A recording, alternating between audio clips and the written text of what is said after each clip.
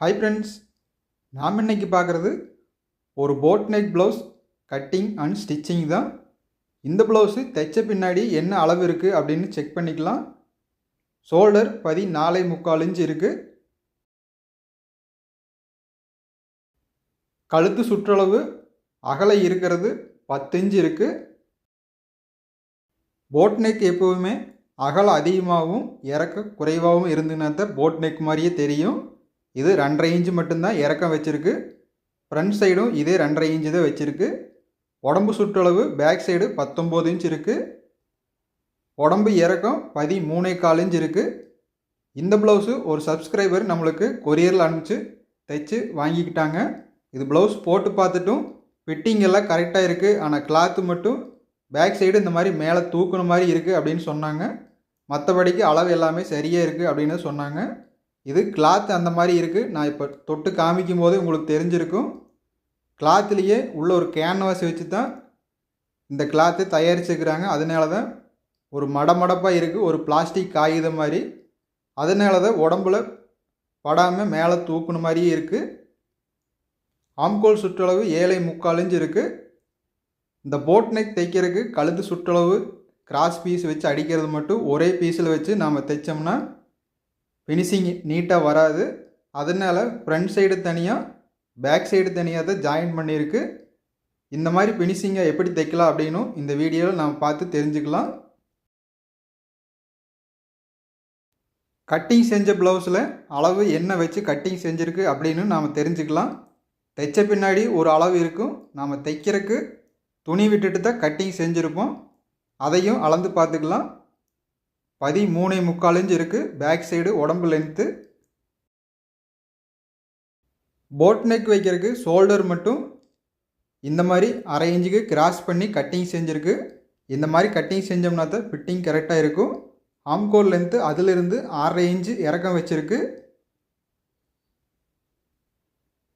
Back side 9.5 inch plus ஒரு 1.25 inch எக்ஸ்ட்ராவாக வச்சுருக்கு, லூஸ் வேணுன்னா பிரித்து விடுறதுக்கு. ஷோல்டர் 7.25 இன்ச் அகலம் வச்சுருக்கு, 15.5 இன்ச்சு வரும். இது தைச்ச பின்னாடி இன்னொரு 3/4 இன்ச்சு குறைவாக வந்திருக்கு.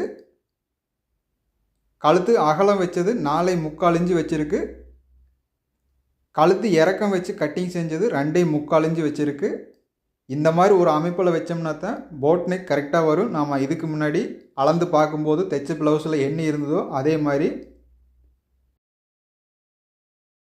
ஃப்ரண்ட் சைடு 13 இன்ச்சு இறக்கம் இருக்குது. அது ஒவ்வொருத்தர் உடம்புக்கு என்ன இறக்கம் வேணுமோ அந்த அளவுக்கு வச்சு கட்டிங் செஞ்சுருக்கு. இந்த ப்ளவுஸுக்கு 13 இன்ச்சு இருந்துன்னா சரியாக இருக்குது. பட்டியும் எல்லா ப்ளவுஸுக்கும் எப்படி 1 இன்ச்சு 1 பாயிண்ட் தையல் அடிக்கிறதுக்கு துணி விட்டு கட்டிங் செய்வோமோ அதே மாதிரி தான் இதுக்கும் கட்டிங் செஞ்சுருக்கு. இந்த ப்ளவுஸ் கிளாத்தில் வரும்போது மிஷினில் எம்ப்ராய்டிங் போட்டு இது அப்படியே கொடுத்துருந்தாங்க. ஸ்லீவுக்கு மட்டும் இந்த எம்ப்ராய்டிங் போட்டது வந்திருக்கு. ஸ்லீவ் என்ன அளவு வச்சு கட்டிங் செஞ்சுருக்கு அப்படின்னு செக் பண்ணிக்கலாம்.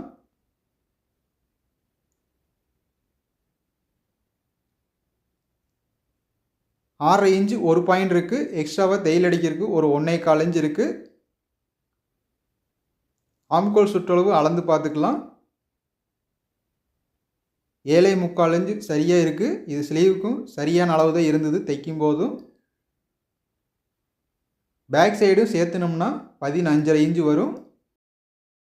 போட் நெக் கட்டிங் செய்யணும் அப்படின்னா உடம்புல ஷோல்டர் என்ன அளவு இருக்கோ அதே மாதிரி அளவு வைக்கும்போதும் ப்ளவுஸில் இந்த மாதிரி ஆம்கோல்லேருந்து அதிகமாக வச்சு தான் நம்ம கட்டிங் செய்ய முடியும். மற்ற ப்ளவுஸுக்கெல்லாம் பேக் சைடு ஆம்கோல் கார்னரில் 1.25 இன்ச்சு 1 பாயிண்ட் வச்சு கட்டிங் செய்வோம். ஆனால் இந்த ப்ளவுஸுக்கு 1 இன்ச்சு மட்டும்தான் வர்ற மாதிரி கட்டிங் செஞ்சுருக்கு. ஆம்கோல் ரவுண்ட் ஷேப் இருக்கிறது ரொம்ப குறைவாக இருக்கிறதுனால 1.25 இன்ச்சு வச்சோம்னா அது ஒரு ரவுண்ட் ஷேப் வர்ற மாதிரியே தெரியாது. பேக் சைடும் சுருக்கம் அடிக்கும். அதனால தான் 1 இன்ச்சு வச்சுருக்கு. இப்போ இந்த ப்ளவுஸை எப்படி தைக்கலாம் அப்படின்னு பார்க்கலாம். கிளாத்துக்கு உள் சைடு மட்டும் நைஸாக ஒரு கேன்வாஸ் வச்சு அப்படியே ஒட்டியிருக்கிறாங்க. அதனால தான் கிளாத்து ஒரு பேப்பர் காகிதம் மாதிரி இருக்குது. ப்ளவுஸை நேர் எடுத்து வைக்கும்போது போட் நெக்கோட வடிவம் இப்போ நல்லா தெரியும். ரெண்டாக மடித்து இருக்கும்போது சரியாக தெரிஞ்சிருக்காது.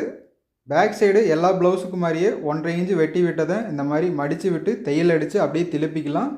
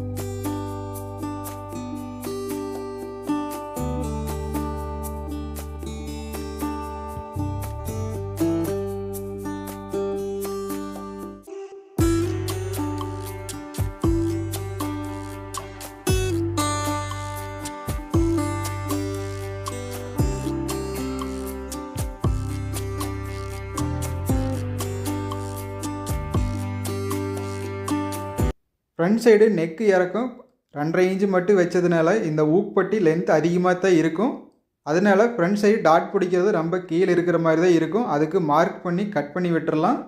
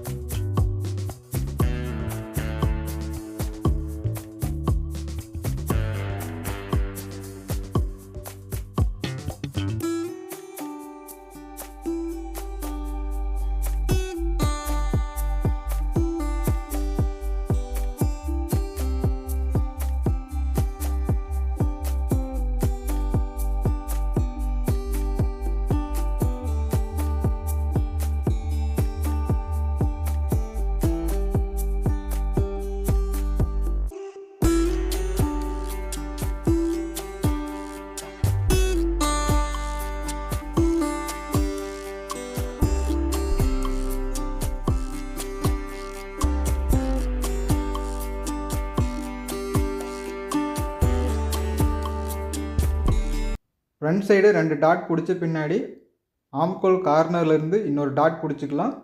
இது மற்ற ப்ளவுஸுக்கு மாதிரி அதிகமாக லென்த்து வச்சு பிடிக்க வேண்டியதில்லை. ஏற்கனவே ஆம்கோல் இறக்கம் அதிகமாக வச்சுருக்கிறதுனால ஒரு 3 இன்ச்சு 3.25 இன்ச்சு மட்டும்தான் வைக்க முடியும்.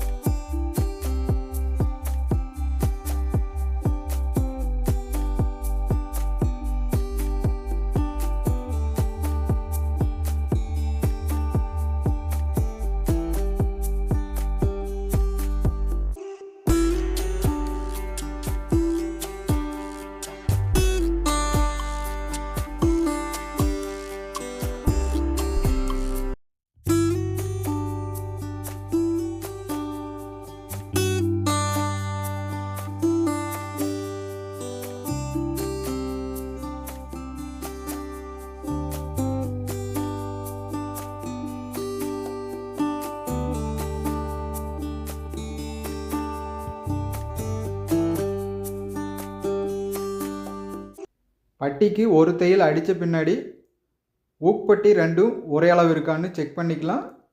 பேக் சைடு ஜாயின் பண்ணுறக்கும் 2 பீஸும் ஒரே அளவு இருக்கா அப்படின்னு செக் பண்ணி அதிகமாக இருந்ததுன்னா இன்னொரு தையல் அடிக்கும்போதும் அதை சரி பண்ணிக்கலாம். இது நார்மல் ப்ளவுஸுக்கு இருக்கிறத விட ஃப்ரண்ட் சைடு ஒரு 2 இன்ச்சு அதிகமாக தான் இருக்குது. பேக் சைடில் ஒரு பாயிண்ட் மட்டும் அதிகமாக இருக்குது. இதில் அதிகமாக வந்ததுன்னா இன்னொரு தையல் அடிக்கும்போது சேர்த்தி அடிச்சுக்கலாம். இந்த கிளாத்து கொஞ்சம் கெட்டியாக இருக்கிறதுனால துணி அதிகமாகவே இழுத்து கொடுக்கல, பேப்பர் மாதிரி தான் இருக்குது. இன்னொரு சைடும் ஒரு பாயிண்ட் மட்டும்தான் அதிகமாக இருக்குது. அந்த ஒரு பாயிண்ட் இருக்கிறதுக்கு மட்டும் சேர்த்தி தையல் அடிச்சுக்கலாம்.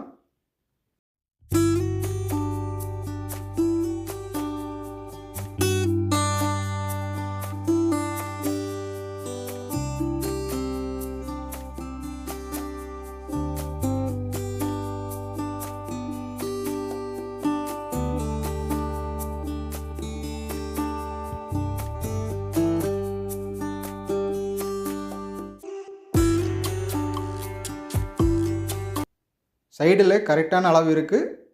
இதை அப்படியே எடுத்து வச்சிடலாம். அடுத்ததாக நெக் பீஸ் ஜாயின் பண்ணுறதுக்கு ஒரு 3 கிளாத்து வெட்டி எடுத்துக்கலாம். ஃப்ரண்ட் சைடுக்கு தனியாக பேக் சைடுக்கு தனியாக ஜாயின் பண்ணிக்கலாம்.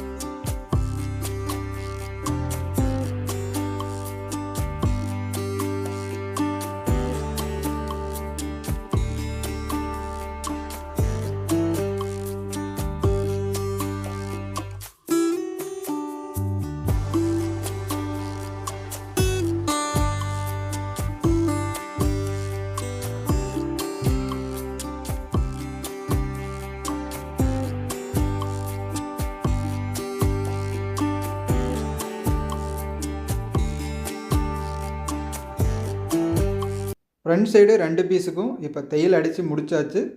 அடுத்ததான் பேக் சைடு பீஸில் ஷோல்டரை வச்சு ஜாயின் பண்ணிக்கலாம். இந்த தையல் அடித்த பின்னாடி ஓவர்லாக் போட்டு அடுத்ததான் பேக் சைடுக்கு கிராஸ் பீஸ் வச்சு அடிச்சுக்கலாம். இதுவே ஷோல்டர் ஜாயின் பண்ணி ஒரே கிராஸ் பீஸ் வச்சு அடித்தோம்னா இந்த இடத்துக்கு மட்டும் இந்த ஷோல்டர் ஜாயிண்ட் ஆகிற இடத்துல நல்லா திரும்பி கொடுக்காது. அதனால தான் தனித்தனியாக ஜாயின் பண்ணுது. இப்படி தைக்கும்போது தான் ஃபினிஷிங் நீட்டாக இருக்கும். வளைவான இடத்துக்கெல்லாம் எங்கேயுமே சுருக்கம் வராது.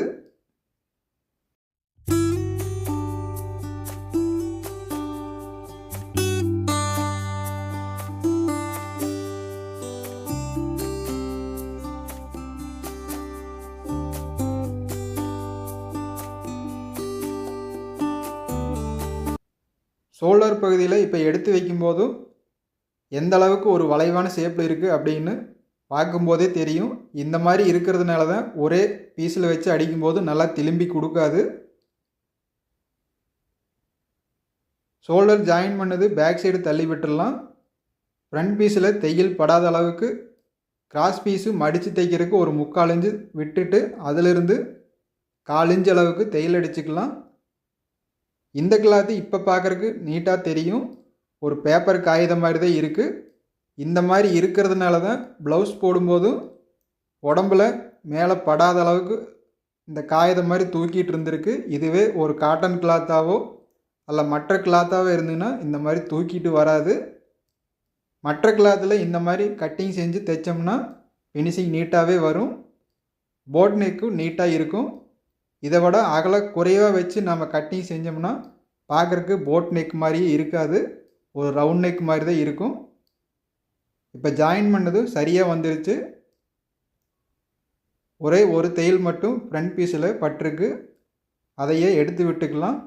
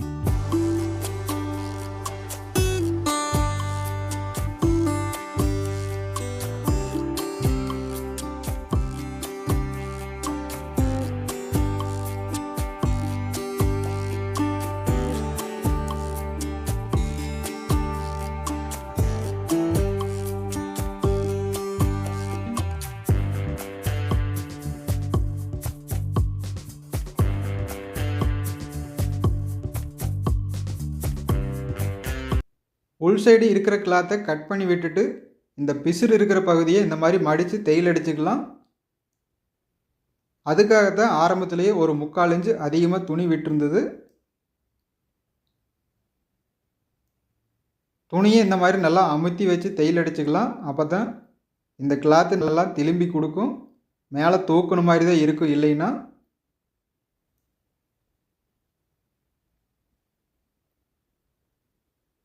வளைவான பகுதிக்கு எப்போவுமே நாம் துணியை நல்லா திருப்பி எடுத்து வச்சோம் அப்படின்னா தான் அதுவும் நல்லா திரும்பி வரும். சுருக்கம் வராமல் நீட்டாக வரும். இன்னொரு சைடு இந்த பிசுரை உள் சைடு மடித்து தையல் அடிச்சுக்கலாம்.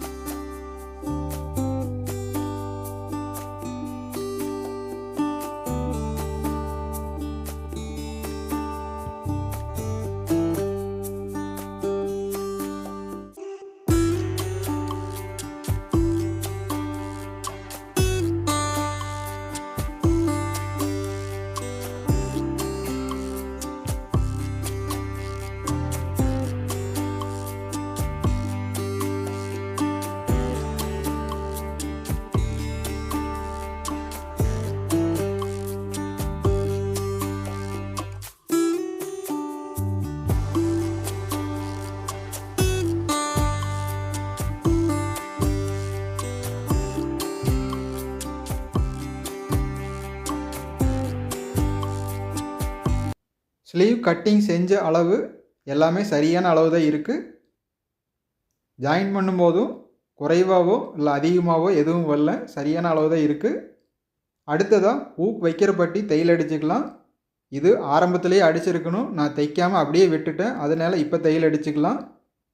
என்ன ஸ்லீவ் ஜாயின் பண்ணுறதுக்கு முன்னாடி ஊக் பட்டி தையல் அடிச்சிட்டோம்னா தைக்கிறதுக்கு கொஞ்சம் சுலபமாக இருக்கும். ஸ்லீவெல்லாம் ஜாயின் பண்ணிவிட்டு அதுக்கு பின்னாடி ஊக் பட்டி வச்சோம்னா தைக்கிறதுக்கு கொஞ்சம் சிரமமாக இருக்கும். கிளாத் ஒரு சைடாகவே இழுத்துக்கிட்டே இருக்கும்.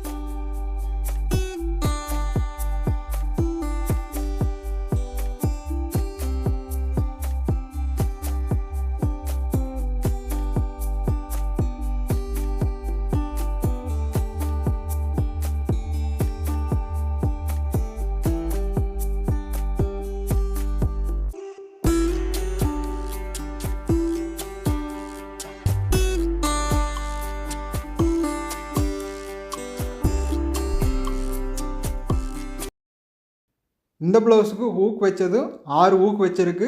பட்டியோட லென்த்து அதிகமாக இருக்கிறதுனால 6 ஹூக் வைக்கிற மாதிரி வச்சுருக்கு. 2 பீஸும் ஒரே அளவு இருக்குது. அடுத்ததாக இடுப்பு சுற்றளவு சைடில் ஜாயின் பண்ணிக்கலாம். அதுக்கு தேவையான அளவு மார்க் பண்ணி தையல் அடிச்சுக்கலாம். சைடில் 1.25 இன்ச் அதிகமாக வச்சுருந்தது, அதுக்கு மார்க் பண்ணி தையல் அடிச்சுக்கலாம். 6.5 இன்ச் ஒரு பாயிண்ட் கை சுற்றளவு மேல் சைடு இருந்தது, அதுவும் சரியான அளவு தான் இருக்குது. கீழ் சைடு கை லூஸ் 10 இன்ச் இருந்தது, 5 இன்ச் அகலம் வச்சு ஜாயின் பண்ணிக்கலாம்.